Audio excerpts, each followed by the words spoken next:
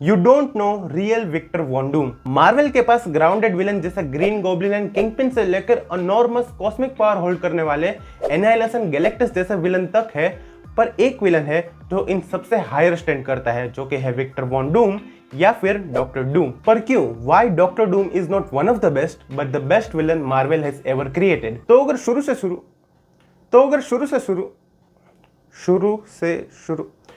Starting से start करें तो डॉक्टर डूम का फर्स्ट अपीयरेंस हुआ था जुलाई 1962 में फैंटास्टिक फोर इश्यू नंबर 5 में। इस कॉमिक में डूम न्यूयॉर्क आता है और फैंटास्टिक फोर की टीम को किडनैप करके अपनी फोर्ट्रेस में ले जाता है, जहां पे वो उन्हें एक मिशन सौंपता है जिसके अकॉर्डिंग फैंटास्टिक फोर की टीम को पास्ट में जाके एक ब्लैक बियर्ड नाम के पायरेट के खजाने को चुराना होता है। एंड इसके बाद इस पूरी कॉमिक में काफी सारी चीजें होती है, बट इसमें बहुत ही सारा डीप डाइव नहीं करते क्योंकि ये पूरी स्टोरी जो है वो इस वीडियो के लिए इतनी इंपॉर्टेंट नहीं है। इंपॉर्टेंट ये है कि अगर आप इस कॉमिक को पढ़ते हो तो डूम की फर्स्ट इंप्रेशन जो आपके मन में बनेगी कि भले ही वो कितना ही सेल्फिश एंड इविल इंसान क्यों ना हो, but he is the man with moral. उसके अपने कुछ उसूल है जो वो हमेशा निभाता है। मतलब कि इंसान तो इविल है ही, पर एक सेंस ऑफ डिग्निटी है डूम के कैरेक्टर में, एक रुतबा है उसका जिससे एक सॉर्ट ऑफ रिस्पेक्ट फील होती है उसके लिए। फॉर एग्जाम्पल इसी कॉमिक के इस वाले पैनल को देखो, जहाँ पे जब Doom read, Johnny and Ben को पास्ट में भेजने वाला होता है और उसने सू स्टॉर्म को अपना हॉस्टेज बनाया होता है। रीड यहाँ डूम से बस एक प्रॉमिस मांगता है कि अगर वो लोग 48 आवर्स में मिशन को कंप्लीट करके वापस ना आए तो डूम सूजन को फ्री कर दे। और पता है इस कंडीशन के रिप्लाई में डूम क्या कहता है? Done, I only needed her to lure you here. खत्म। एंड ये पैनल ना शोकेस करता है कि डूम एज अ कैरेक्टर कितना सेंसिबल एंड इंटेलिजेंट है कि वो समझता है कि कभी कभी टास्क को कंप्लीट करने के लिए कोलैबोरेटिव वर्क भी जरूरी होता है, जिसमें हमें कभी कभी एनिमी की टर्म्स एंड कंडीशन को भी रिस्पेक्ट करना पड़ता है एंड अल्टीमेटली उससे एग्री भी करना पड़ता है। इस पूरे सीन में अगर डूम की जगह कोई दूसरा विलन होता तो या तो बुरा मान जाता, या तो गुस्सा हो जाता, या फिर अपनी तारीफ और ओरा दिखाने के चक्कर में 15 डायलॉग और मार देता। इवन रीड खुद इस कॉमिक में कहता है कि डूम भले ही डेंजरस हो पर वो कभी भी झूठ नहीं बोलेगा एंड अपने किए वादे पे कायम रहेगा। एंड यही ट्रोप्स हमें डॉक्टर डूम की दूसरी कॉमिक स्टोरी लाइन में भी देखने को मिलते हैं। एंड नो डाउट कि उसके खुद के पर्सनल एजेंडाज होते हैं, बेनिफिट्स होते हैं, उसे कंट्रोल हमेशा अपने हाथ में चाहिए होता है, पर एक बार अपना गोल अचीव होने के बाद डूम अच्छे काम पे करता है। वो एक्चुअली में लोगों का भला करने की कोशिश करता है। इसका सबसे बेस्ट एग्जांपल है उसका खुद का किंगडम लाटवेरिया। तो विक्टर वॉन डूम ने लाटवेरिया की किंगशिप को इनहेरिट नहीं किया था। वो उस वक्त के रॉयल फैमिली के किंग को डिथ्रोन करके लाटवेरिया का राजा बना था। डूम के आने से पहले लाटवेरिया पे किंग व्लादिमीर नाम का राजा रूल करता था एंड इसके अंदर लाटवेरिया बहुत अच्छी कंडीशन में नहीं था। मतलब कि वहाँ के लोग बहुत ही पुअर कंडीशन में थे।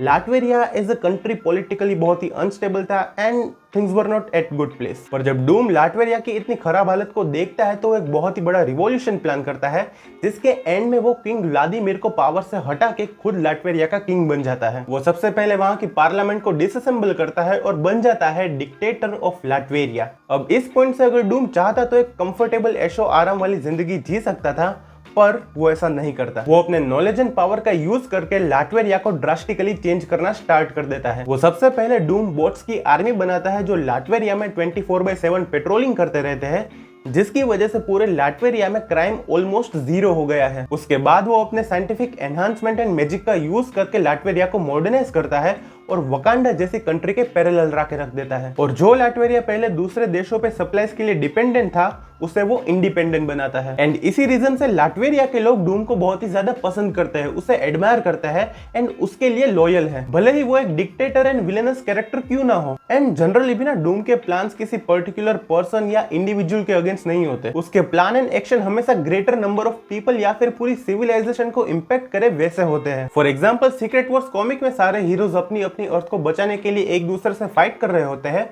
But doctor Doom long term planning करता है। वो एक पूरा नया बैटल वर्ल्ड बना देता है। बट इन सारी अच्छी अच्छी बातों के बावजूद डूम के कुछ ऐसे स्ट्रॉन्ग पॉइंट्स है जो कि उसे सुपर हीरो हिस्ट्री का one of the unforgettable villain बनाते हैं। तो अगर डूम की डार्क पर्सनालिटी को अगर मैं एक सिंपल सिंगल स्टेटमेंट में बताने की कोशिश करूं, so he is narcissist control hungry man who has something called god complex.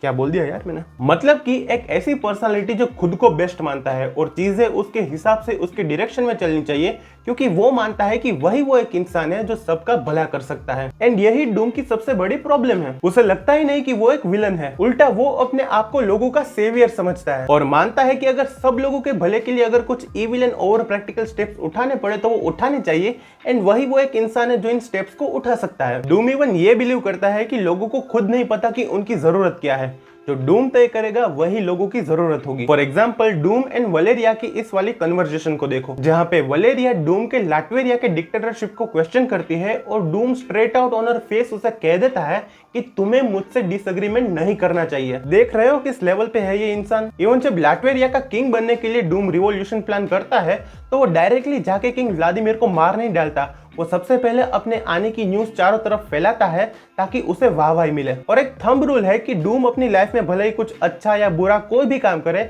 At a core उसकी बस एक ही इच्छा होती है कि वो खुद को सबसे बेहतर साबित करना चाहता है। फिर चाहे वो लाटवेरिया पे रूल करना हो या फिर सीक्रेट वॉर्स में नई दुनिया बनाना हो, सारे काम अल्टीमेटली वो अपने ईगो को सेटिस्फाई करने के लिए ही करता है। इसीलिए स्टोरी लाइन जैसे कि इनफेमस आयरन मैन की, जहां पे डूम टोनी स्टार्क से अपनी बॉडी को स्वैप कर लेता है और अच्छे हीरो वाले काम करता है, तो वो इसलिए नहीं करता क्योंकि वो सही में अच्छा इंसान है, वो बस टोनी स्टार्क को नीचा दिखाना चाहता है। या फिर स्टोरी लाइन जैसे डूम 2099 की, जहां पे वो करप्ट कॉर्पोरेट कल्चर को हटा के एक अच्छा लीडर बनता है, तो वो अल्टीमेटली इसीलिए लीडर बनता है क्योंकि उसे पावर की हंगर होती है। एंड यही कोर आइडियोलॉजी रीजन है डूम एंड रीड की लॉन्ग राइवलरी का। डूम इस बात को एक्सेप्ट ही नहीं कर पाता कि रीड उससे स्मार्ट है एंड रीड के पास एक perfect family and perfect life है, and because of this only reason वो रीड का आर्च नेमेसिस है। तो बस आज के लिए इतना ही। आई होप कि आपको वीडियो पसंद आया होगा।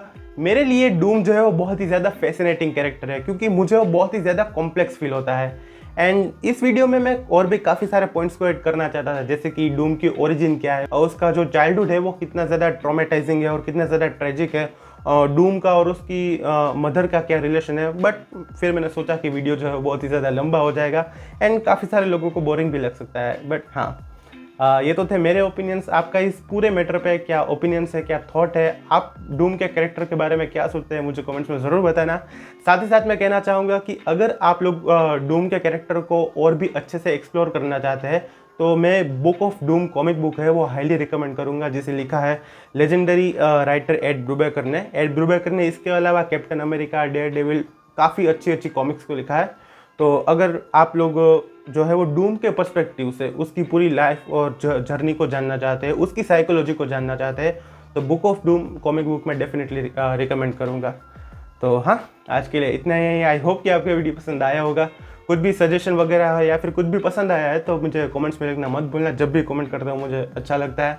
एंड हाँ, सब्सक्राइबर जो है उसका टारगेट है 500 सब्सक्राइबर्स, तो अभी तक सब्सक्राइब नहीं किया है तो प्लीज़ सब्सक्राइब कर देना।